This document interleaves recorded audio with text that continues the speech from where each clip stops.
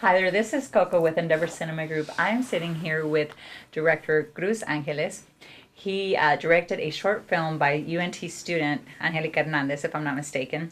And his screening is going to be showing at the Rosemarine Festival this weekend, or actually it's showing right now, right? Showing right now, yep. And so, I mean, tell me about, what's your impression of the Rosemarine Theater so far? Well, after seeing, I wasn't aware of the place. It's my first time in Fort Worth, but after seeing the film about its history, it's amazing that you're stepping on ground that other cinema icons from Mexico. Did you grow up seeing that? I mean, because I know when I was a child, I grew up watching Pedro Infante. Yeah. He was like one of my childhood heroes. When I was born in Mexico, and in Mexico City, my grandmother would. I mean, every Sunday they would show a Pedro Infante movie in Mexico, like on TV. Yeah. So I grew up watching all those films, and of course, who hasn't watched Cantinflas and Maria Right. Felix and. I mean, So, but even now, it's like they have like those channels where you can specifically see those movies Yeah. with all those artists in there. And Yeah, It's like, wow. I mean they're classics. I mean, I think that was my first cinema experience was watching those movies. Really? Yeah, yeah. Is that what inspired you actually? When I was what made you just? I was go, 5 years "This is old what when I I wanna be"? yeah I was 5 years old when I came to the United States. So I was watching Pedro Infante movies before that. So it must have been 3 or 4. So Yeah. because I remember those movies from I always associate Pedro Infante movies with rain because I remember it would be raining and be inside watching a movie about Pedro Infante. But what inspired me to become a filmmaker, uh, it's kind of twofold. It comes from both families. My grandmother was a complete storyteller. She was like always telling us stories about the devil, and my grandfather saw the, you know, her husband who died at a very early age supposedly saw a pig with red eyes shooting fire out of his mouth. So we, A lady flying with fire in her eyes. we Yeah. heard the same stories over and over again. She had a myriad of stories, but we ended up learning all these stories, and they're like Mexican fables. But she swore that they really happened, and so as a teenager, I was always used to make fun of her. It's like that didn't happen. You're just exaggerating. And that sort of passed on with my mom too, because when I would get in trouble and I would do something, it was always an exaggeration of what actually happened. She would Yeah. always make it this bigger story. I was like, I didn't say that to you. So there's always been that element of storytelling on my mom's side of the family, and I just always loved stories, and we used to watch a lot. I mean, like we used to watch a lot of movies, and that golden era of cinema in Mexico was definitely something that was a family experience. We would go in Los Angeles. We would go to the Mexican theaters to watch some Mexican films, and sometimes they would screen the old films during the early '80s, and we'd go to the drive-ins and watch Mexican movies. So it was still happening during that time. Of course, some of the movies weren't the golden era movies, but and they weren't as great. But we watched like what was that called?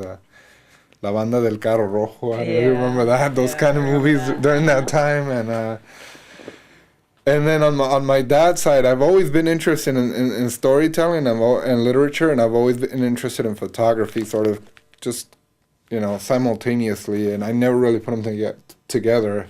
But ever since I was in third grade, I would want to take pictures. Like I remember my mom asking me what I wanted for Christmas, and I was like, I just want a camera, and had this obsession or this fear of forgetting things, so I would try to document my own experiences. And so I'd go to school and I'd ask my friends, can I take your picture? I don't want to forget you. So I have pictures of all my friends since like the second, third grade, all the way up through junior high. And then when I went to Mexico as a college student, I found a Yashica, like one of those medium format cameras, and I asked my grandmother whose it was, and it was my grandfather's on my father's side, who used to love taking photographs as well. Okay. And I found all these negatives, so that all kind of came together, the storytelling from one side and then the photography from another, and I ended up starting to make movies in undergrad at UC Berkeley. Okay.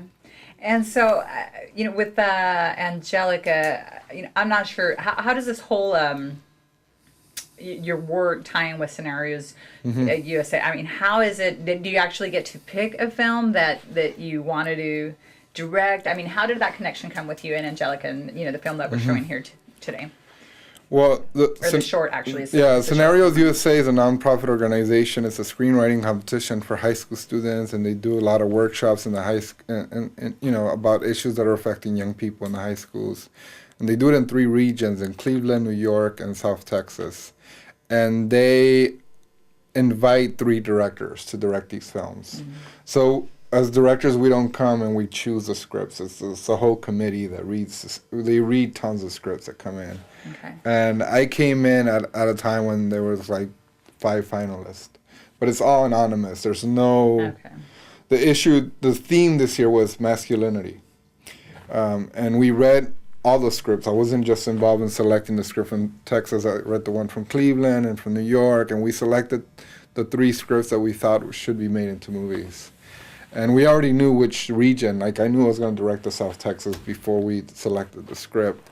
And we didn't know if it was a female or male who had written the script. And it was very interesting that the 3 scripts that were selected this year were all written by young girls. Right, for young Latinas. I was excited about that. And they were writing about masculinity, which was, amazing. And Angelica's film, Man Made Early, is about a young boy who is having issues with leaving his family and leaving home. He has this dilemma that I feel like is something that, families struggle with and young people struggle with, which is whether or not to leave town and go away for college. Yeah. And in this particular story, he's a very important asset in the family. He's taking care of his siblings. He's like the babysitter. He takes them to daycare in the morning and has to, be home. And she's a single mother. There's no dad in the picture. And so it's the point of the decision for him whether he's going to go to Stanford, where he's been offered a full ride, or whether he's going to stay in the nearby college. And it's kind of a dilemma, because it's like, what is the right thing to do? Do you leave your family and have them struggle even more? And you go and you try to go to the best school because it's going to be, something good for your future? Or do you stick around, suck it up, and really do what you're supposed to do, which, is a responsibility of taking care of your own. And it was a struggle because, it was something that different people within the community had different opinions about what the character should do. Could you identify with any of that? I mean, because I know that you have this background from going from, it's like LA and NYU and Berkeley, right? Yeah, very much. I mean, Angelica and I had, a lot of conversations about this because we both have very similar mothers and we come from families that are close-knit. And, to this day, like, I'm living, thousands of miles away from my parents. My parents live in Tucson, Arizona. And every time I go back for Christmas, there's always that guilt of like, why don't you live closer? Yes, I know what you mean. But, living closer for me would be to give up on certain opportunities that are available to me in New York. So it's always been a struggle, and it's, so it was a very personal film for me as well. Even though I didn't write the script, I felt like I was connected to the material. Right. And so, I mean, what about, your upcoming stuff? I mean, what is it that you're working on now and, that what else is there for your public? Well, right now, I just finished the film for ESPN, Fernando Nation, which was the film about Fernando Valenzuela. And then in January, I started a fellowship. I was selected to participate in the DGA HBO Fellowship, television directing.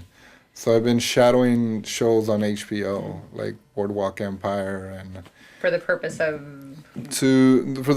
trying to get a job as a television director, because it's sort of like a bridge program that brings in new directors into the family.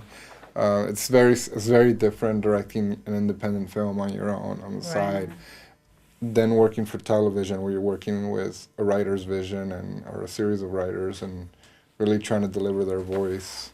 Which is kind of what I did with So is that ultimately what you want to do, though? Is it more television versus film, or a little bit of both? I'd like to do both. Okay. I like to do both. I feel like right now, TV is in its golden era. I feel like television, especially like Yeah. AMC, Showtime, and HBO, like drama has been relegated to television. There's very few dramas that are being produced by the studio system or even independent, independent world, especially now where the money is scarce. And some of the best writers have moved on to be TV writers, and I kind of want to work where the best writers are. That's what I'm interested in. I wouldn't mind doing a comic book story, but that's pretty much what what they're doing now. Is Spider-Man, whatever five, Yeah. whatever wherever they're at now, five, and that's what the studios want to do. They want to do franchise, and I was involved in. I wanted to be involved in film for the art, not the business side of things. But I know that you have to be practical and you have to, also be business savvy. Just that it's incongruent sometimes. The stories that we want to tell about us, especially about Latinos, are not the most commercially viable stories. And so it's really difficult to get money to finance them unless we could find some rich Latinos to finance our movies, Right. It's going to be hard. But I also feel like it's something to do television and to continually be working and really working on your craft. When you do get that opportunity to do the next independent film, is just going to up your game. Right. So, it's a learning process. Because with some filmmakers, they make their independent film and then they have to wait another 3 or 4 or 5 years to write the next one, get it financed, and then, you kind of... you're a little bit, rusty, and it's good lose to momentum. you lose Right. momentum, and it's like for me it's a great opportunity to try to get in and just keep directing. Well, great. I really wish you the best of luck. Thank you. I'm so happy that you're out there, as a Latino, as just an artist, supporting this film, this industry of cinema. And so, thank you so much for your Cool. time. Thank I you. really appreciate it. Yeah, thanks for having me.